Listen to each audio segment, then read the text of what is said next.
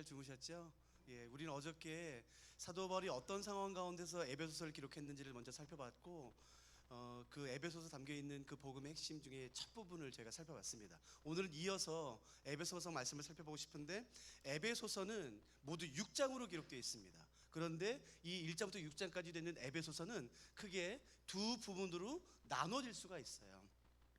첫 번째는 1장부터 3장이고 두 번째는 4장부터 6장입니다. 에베소서 1장부터 3장은 어떤 내용이냐면은, 우리가 그리스도인이라면 우리는 그리스도인으로서 무엇을 믿고 있는가, 무엇을 알고 있는가가 이 앞부분에 기록되어 있어요. 그러므로 만일 나는 그리스도인이야 라는 생각을 가지고 계시다면은 반드시 에베소서 1장부터 3장까지의 말씀을 반드시 아실 필요가 있죠. 나는 그리스도인이라면은 도대체 무엇을 알고 있는 사람들인가, 무엇을 믿고 있는 사람인가는 이 1장부터 3장에 나와 있습니다. 그리고 4장부터 6장에는 그래, 내가 이 믿음을 가지고 있다면, 이것을 알고 있다면 나는 이 땅에서 어떻게 살아야 되는가가 이 뒷부분에 적혀 있어요. 그러므로 에베소서는 믿음과 삶이 절대로 분리되면 안 되고, 내가 아는 것과 사는 것이 절대로 분리되면 안 되고 하나가 되어야 된다라는 것을 말하는 성경입니다. 믿음 따로, 행함 따로, 교회에서의 삶 따로, 직장에서의 삶 따로가 아니라 교회에서의 삶이 내 직장에서의 삶과 동일해야 하며 내가 아는 것과 사는 것이 동일해야 된다라고 말하는 것이 에베소서 전체의 아주 중요한 주제 가운데 하나입니다. 그래서 4장부터 6장에 보시면은 그리스도인으로서 어떻게 살아야 되는가에 대한 그 항목들이 굉장히 많이 나와요. 셀 수 없을 정도로 굉장히 자세히 많이 나옵니다. 그런데 4장부터 6장에 나와 있는 그리스도인으로서 어떻게 살 것인가에 대한 이 부분은 크게 세 부분으로 요약될 수가 있어요. 한번 들어보세요. 4장부터 6장에는 내가 그리스도인이라면 나는 어떻게 살아야 되는가가 자세히 언급되어 있는데, 이 부분은, 그 많은 부분은 세 개로 요약됩니다. 첫 번째는 4장 1절 부르심에 합당한 삶을 살아라. 두 번째는 5장 1절 하나님을 본받는 자가 되어라. 마지막 세 번째가 오늘 본문인 6장 11절 하나님의 전신갑주를 입으라 라고 크게 세 덩어리로 묶을 수가 있고, 이 안에 다 들어가게 됩니다. 남편은 아내에게, 아내는 남편에게, 종은 주인에게, 주인은 종에게, 그 여러 가지 항목들이 굉장히 많은데 그 모든 항목들은 크게 세 부분으로 나눠지게 되겠죠. 4장 1절 부르심에 합당한 삶을 살아라. 두 번째 5장 1절 하나님을 본받는 자가 되어라. 마지막 세 번째 6장 11절 하나님의 전신갑주를 입어라 라고 세 가지로 나눌 수가 있어요. 그래서 저희가 사실 이 세 가지를 다 살펴보면 좋은데 저희가 시간이 안 되니까 이 중에 제일 마지막 하나님의 전신갑주를 입으라 라는 부분만 살펴보고 싶습니다. 하나님의 전신갑주는 6가지예요. 구원의 투구, 의의 흉배, 성령의 검, 말씀의 검, 진리의 허리띠, 믿음의 방패, 복음 평안케 하는 복음의 신발. 이 6가지인데 이 하나님의 전신갑주를 입는다는 것은 영적 전쟁을 의미하겠죠. 그런데 이 영적 전쟁을 살펴보기 전에 먼저 저희가 반드시 아셔야 되는 것이 있습니다. 영적 전쟁에 대해서, 하나님의 전신갑주에 대해서 우리는 이야기를 굉장히 많이 들으셨을 거예요. 그런데 하나님의 전신갑주를 입기 위해 또는 입기 전에, 영적 전쟁을 하기 전에 먼저 우리가 반드시 알고 인식하고 있어야 되는 것이 있습니다. 그걸 제가 한번 잠깐 읽어볼게요. 그냥 들어보세요. 제가 성경의 요한계시록의 한 부분을 읽어드릴 텐데 이 부분이 이해가 되나 보세요. 이 부분은 우리가 너무너무 잘 알고 있는, 그리스도인이라면 절대로 모를 수 없는 어떤 한 사건을 문자 그대로 말하지 않고 비유로, 상징으로 말하는 것이 빗대어서요. 그러니까 제가 지금 말하는 이 내용이 이거 내가 아는 내용 같아. 무엇인지 한번 생각해 보세요. 제가 한번 읽어보겠습니다. 하늘에 큰 이적이 보이니 해를 옷 입은 한 여자가 있는데, 갑자기 어떤 한 여자가 나타났어요. 이 여자가 아이를 베어 해산하게 되매 아파서 애를 쓰며 부르짖더라. 갑자기 어떤 한 여자가 나타났어요. 근데 이 여자의 배가 점점 불러와요. 그러더니 어느 시간이 딱 지나면서 너무 아파서 애를 써요. 이제 곧 산딸이 됐나 봐요. 이제 곧 아이가 나올 때가 됐나 봐요. 그래서 아파서 온 힘을 주면서 부르짖어요. 그때 하늘에 또 다른 이적이 보이니 보라, 한 큰 붉은 용이 있어요. 자, 머릿속에 한번 그려보세요. 갑자기 어떤 여자가 보였어요. 근데 여자가 점점 배가 불러와요. 애가 날 것 같아요. 이제 마지막 달에 너무 아파서 힘을 쓰고 부르짖어요. 근데 그때 갑자기 용이 나타나요. 근데 그 용은 성경 이렇게 해석합니다. 큰 용이 내쫓기니 옛뱀 곧 마귀라고도 하고 사탄이라고도 하며 온 천하를 꿰는 자. 그러니까 이 용은 사탄인가 봐요. 갑자기 사탄이 나타났어요. 이게 뭘까 이게? 잘 보세요. 용이 해산하려는 여자 앞에서 그가 해산하면 그 아이를 삼키고자 합니다. 이 용이 갑자기 탁 나타났어요. 근데 여자가 아이를 낳으면은 이 여자가 낳은 아이를 죽이려고 이빨을 드러낸 다음에 점점 천천히 다가옵니다. 빠밤. 여자가 아들을 낳으니 이는 장차 철장으로 만국을 다스릴 남자라. 그 아이를 하나님 앞과 그 보좌 앞으로 올라가더라. 여러분, 제가 지금 읽은 내용은 요한계시록 12장의 내용이에요. 이 내용은 우리가 알고 있는 어떤 사건일까요?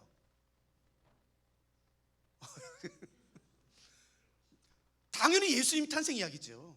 그러니까 이 이야기는 예수님의 탄생 이야기를 묵시문학적으로 상징으로 말한 것이에요. 이 같은 내용이 마태복음과 누가복음에는 실명이 거론되어 있어요. 그런데 그 같은 우리가 너무너무 잘 아는 예수님의 탄생 이야기를 요한계시록은 상징으로 말하고 있습니다. 여러분 잘 보세요. 요한계시록에 의하면 아기 예수님이 태어나려고 하셨을 때에 그 아기 예수님의 생명을 노렸던 존재가 있대요. 요한계시록 제가 지금 읽은 본문에는 그 존재는 누군가요? 사탄이에요.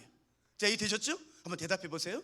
그런데 마태복음과 누가복음에는 아기 예수님이 태어나려고 하셨을 때에 그 예수님을 죽이려고 했던 세력이 있었나요? 없었나요?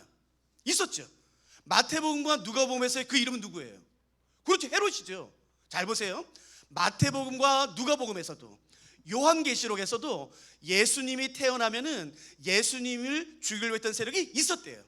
그런데 문제는 뭐냐면은 마태복음과 누가복음에서는 헤롯이라고 말하고 요한계시록에서는 사탄이라고 말합니다. 자, 뭐가 맞을까요?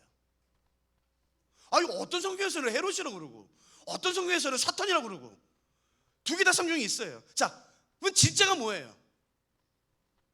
뭐가 진짜예요? 헤롯이에요? 사탄이에요? 이건 두 개 다 맞습니다. 눈에 보인 겉으로 드러난 세력은 누군가요? 헤롯이에요.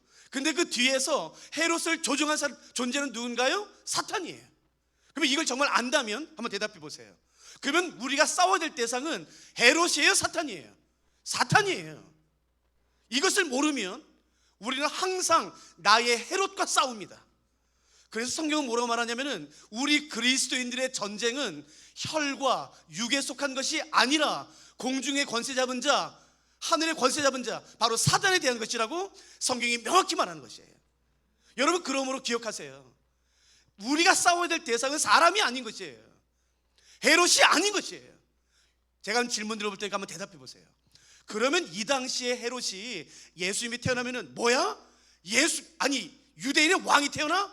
그래서 유대인의 왕 아기 예수를 죽이려고 몇 살 이상을 다 죽이라고 말했지 않습니까? 그러면 헤롯은 자기가 사단에게 조정당하고 있다는 것을 알았을까요? 몰랐을까요? 절대 모르죠. 무슨 사탄 무슨 소리 하고 있어. 내가 왕이야, 내가 왕. 그러니까 내가 죽이는 거라고. 여러분, 모릅니다. 그런데 겉으로 드러난 세력은 헤롯이지만 그 헤롯 뒤에서 진짜 헤롯을 움직여서 예수님을 죽이려고 했던 세력은 바로 사탄이에요. 그러므로 기억하세요. 우리 그리스도인들이 대적해야 될, 싸워야 될 대상은 사람이 아닌 것이에요. 헤롯 하나 없앴다고 여러분 끝나지 않습니다. 두 번째로 또 나타납니다. 두 번째로 없애면 세 번째로 또 나타나요. 그러므로 우리가 싸워야 될 대상은 사람이 아니라 공중의 권세 잡은 자, 사탄이라고 말하는 것이에요. 그렇기 때문에 사탄에 대해서 우리가 알 필요가 있습니다. 그런데 사탄에 대해서 반드시 경계해야 될, 피해야 될 두 개의 극단적인 태도가 있어요.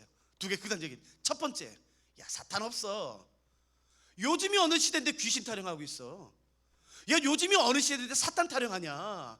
야, 지금 달나라가고 화성 간다, 화성. 무슨 사탄이야? 사탄 없어? 아닙니다. 성경은 사탄이 분명히 있다라고 말합니다. 속지 마세요. 그리고 사람은 죽으면 귀신 되지 않습니다. 귀신은 신약 성경에 의하면 한 신약 성경에는 귀신으로 번역되지만 헬러 원문에 보시면 더러운 영이라고 되어 있어요. 사람은 죽으면 귀신 되지 않아요. 그러나 이 세상에는 그 더러운 영들이 존재합니다. 사탄이 존재합니다. 그러니까 우리 그리스도인들이 피해야 될 사탄에 대한 오해 가운데 첫 번째 극단적에서 뭐냐면은, 야, 사탄 없어, 그런 거 없어. 아니요, 있습니다. 근데 두 번째, 또 우리 그리스도인이 경계해야 될, 피해야 될 또 하나의 극단적에서 뭐냐면은, 모든 게 다 사탄이에요. 모든 게 다. 졸면은 에이 잔막이 떠나라. 아니 어저께 밤새서, 저도 어저께 1시간 10분 잤나? 여러분 하루 종일 일하고 잠 못 자고 왔는데 어떻게 안 졸려요? 근데 그걸 대고 사탄아 떠나라, 막 잔막이 떠나라. 여러분 사탄도 깜짝 놀라요. 내가 왜 사탄 얼마나 놀라겠습니까? 여러분, 그러니까 극단적인 게 뭐냐면은, 사탄은 없어. 근데 이것보다 더 위험한 건 뭐냐면요, 모든 게 다 사탄이에요.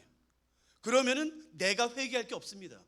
내가 잘못 있나요? 아니요. 나는 잘못이 아니라 다 누구 잘못이에요? 사탄이에요. 그거 굉장히 경계해야 됩니다. 그게 영적이지 않아요. 그게 바르지 않아요. 그러므로 성경은 분별하라는 것이에요. 이게 영적인 일인지 아니면 그냥 자연스러운 일인지를 분간하라고 말하는 거죠. 그런데 그런 분별력이 없으면 여러분 교회 문제 생깁니다. 그런 분별력이 없으면 여러분 교회를 불난건데 빠뜨리는 것이에요. 이상한 신학과 이상한 기도로 교회를 온통 휘몰아치는 것이에요. 그러므로 사랑하는 성원교 성도 여러분, 하나님의 지혜와 하나님의 분별력을 구하십시오. 하나님, 이게 진짜 영적인 일입니까? 그럼 우리가 기도하게 하시고, 여러분 하나님 이것이 그냥 영적인 일이 아니라 그냥 육적인 일입니까? 그러면 여러분 위로하시면 돼요. 가서 주무시면 돼요. 막 정죄하고 막 판단하고 산막이 떠나라, 사탄아 떠나라, 그렇게 할 필요가 없는 것이에요. 진짜로 우리가 싸워야 될 대상은 사람이 아닙니다. 사탄입니다. 그러므로 우리는 사탄의 전략을 알아야 됩니다. 사탄의 전략이 무엇인지, 사단이 우리에게 원하는 게 무엇인지를 알아야 싸울 거 아닙니까? 사탄의 전략에, 사탄의 공격에 대해서 가장 먼저 나오는 것은 창세기 3장 아담과 하와가 선악과를 따먹는 장면이에요. 여러분 잘 생각해 보세요. 제가 이 부분을 한번 설명해 볼게요. 아담과 하와는 에덴 동산에 머물러 살았습니다. 하나님이 이 세상을 창조하신 다음에 아담과 하와를 창조하시고 에덴 동산에 두셨어요. 에덴 동산에서 아담과 하와는 하나님을 직접 만난 적이 있었을까요, 없었을까요? 잘 질문 이해되셨어요? 에덴 동산에서 아담과 하와는 하나님을 직접 만난 적이 있었을까요, 없었을까요? 당연히 있었죠. 하나님을 당연히 만났죠. 여러분 창세기에 하나님이 여호와께서 에덴 동산을 거니셨다고 말해요. 그러니까 에덴 동산에서 아담과 하와는 우리처럼 그냥 하나님을 영적으로 경험한 게 아니라 직접 눈으로 보고 직접 귀로 들었다고요. 에덴 동산에서 아담과 하와는 하나님을 직접 만났습니다. 근데 사단이 하와에게 왔어요. 만일 사단이 하와에게 이렇게 말했다면, 야 하와야, 너 요즘 하나님 믿어? 야 정신 차려. 세상에 하나님이 어딨어? 야 요즘 달나라고 화성 간다. 하나님 그딴 거 정신 차려. 그랬으면 하와가 넘어갔겠습니까? 어저께도 만나서 이야기를 했고, 어저께도 내 눈으로 직접 하나님을 만났는데 사탄이 와가지고 야 정신 차려, 하나님 없어. 그러면 하와가 넘어갔겠냐고요. 그러면 하와가 이랬겠죠. 여보, 아담 와서 식사하세요. 뱀 잡아놨어요. 왜 뱀이야? 아니 오늘 나갔는데 갑자기 뱀이 말하길래 죽였어요. 그래, 그건 죽여야죠. 말한 짐승 죽여야죠. 절대 안 넘어갑니다. 잘 들어보세요. 사단의 전략은 우리로 하여금 하나님을 부인하게 하는 게 아니에요. 그게 사단의 전략이 아닙니다. 그러면 사단의 전략은 뭘까요? 잘 들어보세요. 제가 사단과 하와 사이의 오간 대화를 한번 쉽게 설명해 볼 테니까 한번 전략이 뭔지 보세요. 사단이 하와에게 말합니다. 야 하와야, 너 좋겠다. 하나님이 에덴 동산 다 너희한테 주셨어? 야 너희는 에덴 동산 그 모든 거 다 먹어도 돼? 야 정말 너희가 부르는 이름이 진짜 이름이 되는 거야? 야 좋겠다. 어떻게 하나님이 너한테 이런 축복을 주시냐? 야 정말 좋겠다. 참 하와야, 야 저기 내가 정말 궁금해서 그랬는데 저기 동산 중앙에 선악을 알게 하는 나무 있잖아. 있지. 야 그 나무의 열매의 맛은 어때? 달콤해? 새콤해? 메론 같아? 사과 같아? 바나나 같아? 참 사탄아, 하나님이 에덴 동산에 있는 모든 것은 내 맘대로 할 수 있고 다 먹을 수 있지만 동산 중앙에 있는 선악을 알게 하는 나무의 열매만큼은 먹지 말라고 말씀하셔서 에이구 됐어, 달라고 안 할게. 맛만 말해봐. 맛만 어떻게 새콤해? 달콤해? 나 너무 궁금했거든. 메론 같아? 사과 같아? 어때? 아니야 사탄아. 진짜 하나님이 뭐라고 말씀하셨냐면은 에덴의 동산에 있는 모든 것은 내 맘대로 먹고 내가 다 할 수 있지만 동산 중앙에 있는 저 나무의 열매만큼은 절대로 먹지 말라고 말씀하셨어. 사단이 말합니다. 에이 됐어, 나도 알아. 뭘? 다른 건 다 과일이잖아. 과일. 저게 진짜잖아. 응? 에이 모른 척하는 거 봐라. 다른 건 다 과일이잖아. 뭐 사과, 배, 귤 다 과일이잖아. 저 선악과만큼은 진짜잖아. 저거 먹으면 하나님처럼 되잖아. 하나님처럼. 응? 하나님처럼? 왜 몰랐어? 나 처음 듣는데? 이상하다. 다른 거 다 과일이야. 저게 진짜야. 저거 먹으면 하나님처럼 되거든. 이상하다. 하나님이 왜 말씀하지 않으셨을까? 이게 진짜인데. 여러분 이게 사탄과 하와 사이에 오간 대화예요.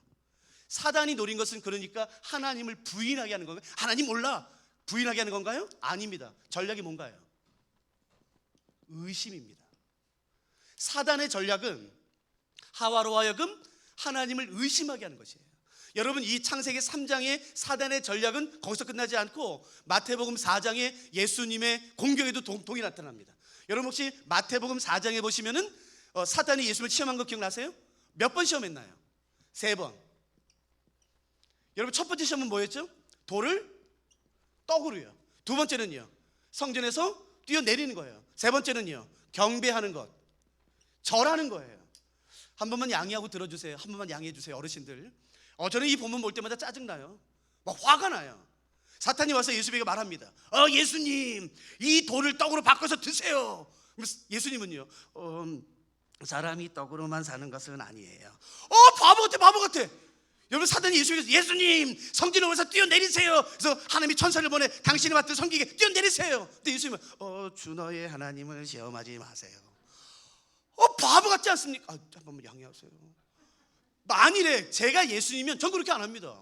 제가 만일에 예수님이면 사단이 와서 예수님 이 돌을 떡으로 바꿔서 드세요. 그러면 저는요 사단의 손을 잡고요, 무슨 돌 몇 개를 떡으로 바꿉니까? 하나님이. 저는 사단 손을 잡고요, 호렙산 시내산으로 가겠습니다. 시내산으로 가서 돌 하나 떡으로 안 바꾸고 시내산 전체를 치즈케이크로 바꾸겠어요. 그리고 나서는 그 시내산을 들겠죠. 빠바. 그래서 사단의 입에다 확 쳐놓고 입을 찢어버린 거죠. 그래서 사단의 입이 찢어져서 다시는 시험하지 못하는. 이게 멋있지 않습니까? 사람이 떡으로만 사는 것은 아니에요. 바보. 사단이 두 번째는요, 예수님 성전에 오셔서 성전에 뛰어내리세요. 제가 예수님이면요, 저는 그렇게 안 합니다. 사단 손을 잡고요, 히말라야에 올라가서 빤스 갈아입고 머리 쓰고 모자 잘 봐. 인도양으로 확 들어간 다음에 나오면서 한 손에 백상어, 한 손에 돌고래 빠밤 해가지고 사단 입에다 확 쳐놓은 다음에 입을 찢어버려 보세요. 그게 멋있지 않습니까? 애들도 이게 멋있지 않으세요? 근데 잘 보세요. 예수님의 답은요, 주 너의 하나님을 시험하지 마세요. 저는 그 부분 볼 때마다 짜증나고 너무 화가 나요. 예수님 때문에. 잘 들어보세요. 진짜 사단이 원했던 것은 예수라는 분에게 신적인 하나님의 능력이 있는지 없는지를 알고 싶었을까요? 아닙니다. 만일에 그랬다면 저처럼 했을 겁니다. 잘 들어보세요. 사단이 예수님을 시험할 때에 첫 번째, 두 번째 항상 했던 말이 있어요. 첫 번째, 두 번째 시험하기 전에 항상 했던 말 기억나세요? 당신이 진짜 하나님의 아들이, 아시네요. 뉘앙스를 보세요. 분위기를요. 사단이 이렇게 예수님 하나님이 사랑하시는 아들이잖아요. 하나님이 세상에서 가장 사랑하는 아들이잖아요. 근데 이게 옷이 뭐야? 얼굴이 뭐야? 어떻게 하나님의 아들이 이럴 수 있어? 예수님 빨리 이 돌을 떡으로 바꿔서 드세요. 하나님이 당신을 보내시고 잊으셨나 봅니다. 어떻게 하나님의 모습이 이럴 수 있어? 예수님 성에서 뛰어내리세요. 아마도 하나님이 당신을 이 땅에 보내신 다음에 잊으셨나 봅니다. 성에서 뛰어내리세요. 그래서 하나님이 깜짝 놀라서 천사를 보내 당신의 발을 섬기게 뛰어내리세요. 잘 보세요. 사단이 노린 것은 예수님에게 하나님의 능력이 있는지 없는지를 알고 싶은 게 아니라 예수님으로 하여금 하나님을 의심하게 하는 것이에요. 창세기 때나 마태복음 때나 2023년 오늘이나 앞으로도 영원히 잘 기억하세요. 사단의 전략은 의심입니다. 의심. 그래서 오늘날도 우리한테 이렇게 유혹해요. 야, 하나님이 너 사랑하신다며 어떻게 새벽 예배 나오다가 교통사고가 나냐. 똑같습니다. 사단의 전략은 우리로 하여금 하나님을 부인하게 하는 게 아니에요. 우리로 하여금 하나님을 의심하게 하는 것이에요. 야, 너희 부모님은 지난 40년 동안 교회 갖다 바친 돈이 얼마냐? 11조를 그렇게 많이 했다. 근데 아직도 반지하냐? 반지야? 네 딸은 작년에 고3인데도 교회 나와서 봉사했다며? 야, 근데 대학교 똑 떨어졌더라. 어떻게 그럴 수 있어? 하나님이 너를 축복하시는 분이라며, 하나님이 너를 보호하시는 분이라며 어떻게 새벽 예배 나오다가 다리가 부러지냐? 다리가. 저희 부모님은 아들 하나 있는 거 제발 바른 목사 되게 해달라고 새벽 예배를 지금까지 빠진 적이 없어요. 그런데 몇 년 전에 새벽 예배 마치고 돌아오시다가 졸음운전하는 차와 정면 충돌했습니다. 실제로 정면 충돌이에요. 추돌이 아니라 충돌이에요. 새벽 예배 드리고 오시다가. 어떻게 하나님이 이럴 수 있어요? 어떻게 하나님이 살아계시다면, 어떻게 하나님이 우리를 사랑하신다면 이럴 수 있어요? 이러면 안 되지. 여러분, 똑같습니다. 그러니까 사단의 전략을 아셔야 공격할 거 아닙니까? 방어할 거 아닙니까? 잘 들으세요. 사단의 전략은 우리로 하여금 하나님을 부인하게 하는 게 아니에요. 우리로 하여금 하나님을 의심하게 하는 것입니다. 그렇게 교회 갖다 바쳤는데 아직도 반지하냐? 반지야. 너희 딸은 고3인데 그때도 교회 나서 봉사했는데 대학교 똑 떨어졌더라. 어떻게 하나님이 너를 보호하시는데 이럴 수 있어? 그때 여러분 뭐라고 대답하실래요? 사단한테. 그래 말이다. 왜 그러신대냐 하나님? 그러시면 안 된다고요. 그때 뭐라고 이렇게 대답하셔야 돼요.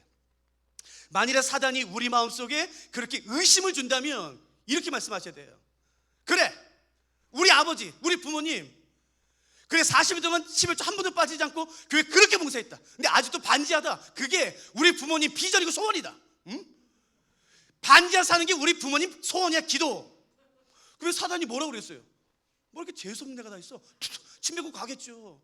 어떻게 하나님이 너를 사랑하시는데 고3 때 나와서 봉사했던 그 딸이 대학교 똑 떨어지냐? 그게 기도 제목. 대학교 떨어지는 거. 그러면 사단이 뭐라고 그러겠습니까? 뭐 이렇게 재수없는 데가 다 있어? 성광교회 침 뱉고 가겠죠. 농담이 아니라 의심을 방어하는, 막는 가장 큰 무기가 뭔지 아세요? 믿음입니다. 믿음. 여러분, 의심이 얼마나 강력하냐면요, 40년, 50년 산 부부도 의심 한번 들어오지 않습니까? 그 관계 한 번에 깨집니다. 60년 산 친구도, 제 말 이해되세요? 어르신들은요? 60년 동안 같이 살았던 친구도 의심 한번 들어오면 그 관계 하루아침에 박살납니다. 의심이 그렇게 강력한 무기예요. 그래서 사단이 노리는 것은 뭐냐면은 성도들의 관계를 깨트리고 성도들과 하나님의 관계를 깨트리는 것입니다. 근데 우리는 영적 전쟁 하면요, 항상 무덤 생각해요. 무덤.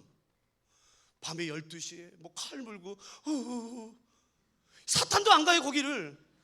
여러분, 사탄이 밤에 12시에 무덤에 왜 갑니까? 아무도 없는데. 근데 우리는 맨날 영적 전쟁 하면은요, 그냥 밤에 뭐 공동. 아니에요. 진짜 영적 전쟁은 어디서 일어나는지 아세요? 나와 가장 친한 가족과의 관계 사이에서 일어나는 겁니다. 나와 하나님과의 관계 사이에서 일어나는 것이에요. 그러므로 나는 사람과 싸우는 게 아닌 것이에요. 사람이 아니라 누구라고요? 사탄이라고요. 그 사탄이 나를 넘어뜨리기 위해 지금도 울부짖는 사자처럼 돌아다니고 있다고요. 그 가장 큰 무기는 뭐냐면은 의심입니다. 그래서 전신갑주 가운데 하나님 이렇게 말씀하세요. 믿음의 방패를 가져라. 한번 잠깐만 보실까요? 에베소서 6장. 다른 6가지 전신갑주 가운데 이 믿음이 특별하게 언급되어 있습니다. 16절, 6장 16절.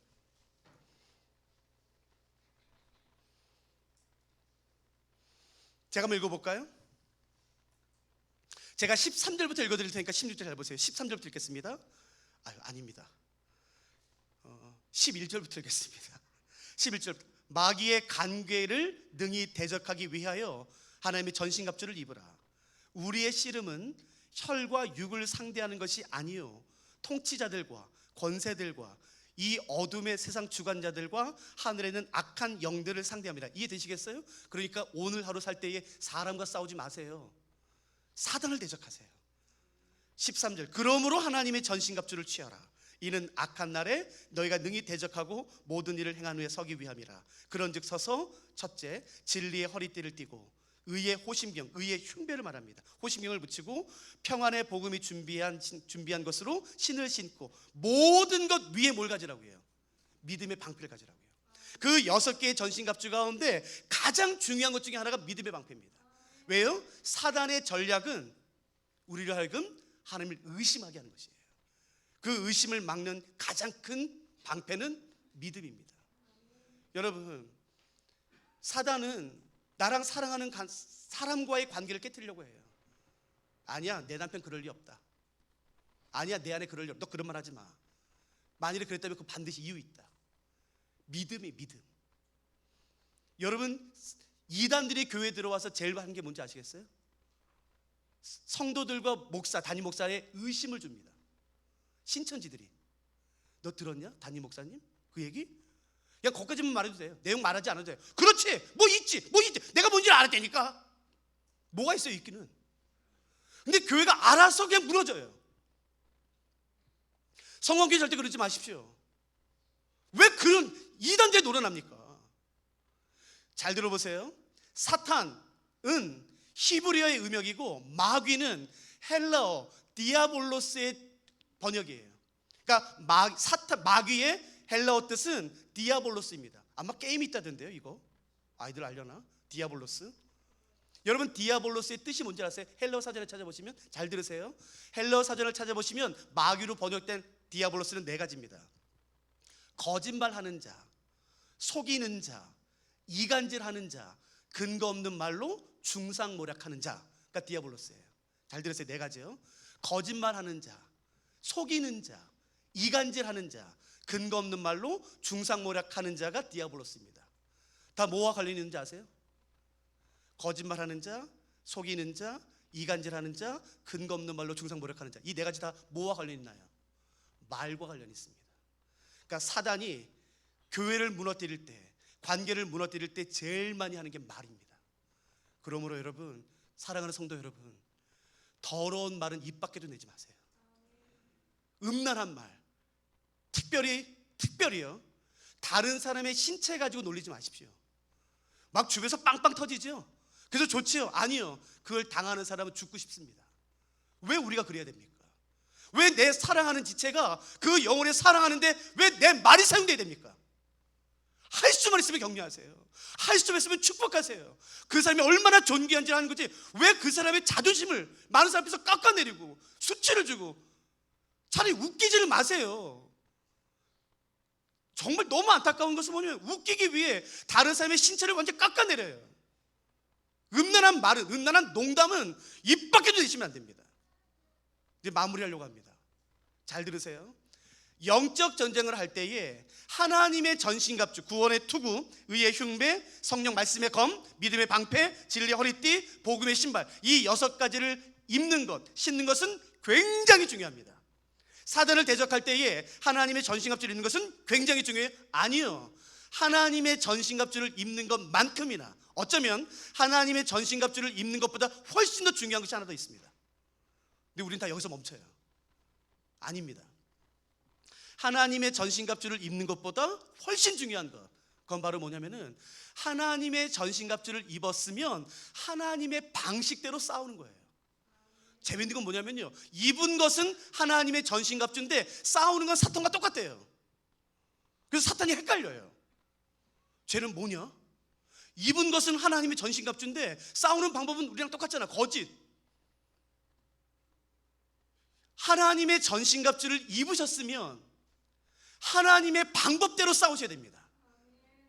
그 하나님의 방법, 그걸 아는 것이 굉장히 중요하겠죠. 시간이 없으니까 하나님의 방법 말씀드려요? 그래도 안 하실 거잖아요. 알려드리면 하실 거예요? 이거 쉽지 않으실 텐데요. 하나님의 방법 그거 꽤 어려울 텐데, 하나님의 전신갑주를 입으셨으면 하나님의 방식대로 싸우는 거예요? 말씀드리면은 정말 하실 거예요, 성광교회 성도 여러분? 후회하실 텐데. 이게 하나님의 방식입니다. 너희는 박해하는 자를 축복하라. 축복하고 저주하지 말라가 하나님의 방식입니다. 네가 날 저주했어? 오케이, 너 한번 보자. 똑같이 저주하고, 야 네가 나를 자존심 상하게 했어? 너 보자. 그 사람을 내 앞에 무릎 꿇려 자존심을 짓밟게 하는 것은 이 세상에서 승리하는 것이지만 하나님 나라에선 패한 것입니다. 즐거워하는 자들과 함께 즐거워하고 함께 우는 자들과 함께 우는 것이 하나님의 방식입니다. 우는 사람과 함께 우는 것은 괜찮습니다. 쉽습니다. 안 된 일이니까. 누가 기뻐할 때 같이 기뻐하는 것은 어렵습니다. 하나님 뭡니까? 왜 저 자식의 자녀만 저렇게 됩니까? 왜 저 자식, 저런 사람이 저 가족들만 저렇게 합니까? 왜 내 가족은? 그렇게 하시면 안 돼요. 하나님의 방식은 뭐냐면요, 기뻐할 때 같이 기뻐하는 것입니다. 아무에게도 악을 악으로 갚지 말고 모든 사람 앞에서 선한 일을 도모하라. 너희가 친히 원수 갚지 말아라. 내 원수가 줄이거든 먹이고 목마르거든 마시게 하라. 이게 하나님 방식입니다. 그런데 우리는 입은 것은 하나님의 전신갑주인데 싸우는 방식은 사단과 똑같아요. 네가 내 자존심을 상하게 했어? 자, 너 보자. 그 사람을 완전히 내 앞에 무릎 꿇리고 짓밟아 버려요. 죄송합니다. 그래서 자존심이 회복되셨어요? 성이 풀리셨어요? 예, 여러분 지신 겁니다. 내 오른편 뺨을 때리면 왼편을 돌려대는 게 이기는 겁니다. 나를 저주하면 내가 그 사람을 축복하는 게 이기는 겁니다. 내 원수가 줄여요? 내 원수가 망했어요? 감사합니다 하나님. 그렇지, 이렇게 될 줄 알았어. 아니요, 나를 괴롭혔고 나에게 수치 줬던 그 사람에게 찾아가서 물 하나 주는 게 이기는 겁니다. 이렇게 합니다. 제일 마지막, 악에게 지지 말고 선으로 악을 이겨라. 여러분, 사랑하는 성광교회 성도 여러분, 악에게는 지지 마십시오. 악을 이기십시오. 대신 악을 악으로 이기지 마십시오. 선으로 이기십시오. 저는 창세부터 요한계시록까지 성경 가르치는 사람이에요. 그러므로 성경에서 가장 중요한 진리를 꼽아라. 그거는요, 이거밖에 없어요. 서로 사랑하는 것입니다. 사랑하는 성광교회 성도 여러분, 서로를 사랑하시고 서로를 돌보시고 서로를 축복하시고 서로를 존중하는 것이에요. 그것이 하나님이 기뻐하시는 것입니다. 혹시 오늘 우리 하루의 삶이 내일 하루의 삶은 내일 새벽에 전해주는 말씀으로 사세요. 혹시 오늘 우리 수요일은 하나님, 내가 하나님의 전신갑주를 입고 하나님의 방식대로 살 수 있도록 도와주십시오. 내 삶이 하나님의 기쁨 될 수 있도록 도와주시고, 내가 온 삶, 내가 단지 입으로만 그냥 찬양하는 게 아니라 입과 함께 나의 모든 삶이 하나님을 예배하는 삶이 될 수 있게 해달라고, 우리 좀 그런 기도하고 그런 하루 살면 어떠시겠습니까? 우리 같이 찬양하시겠습니다.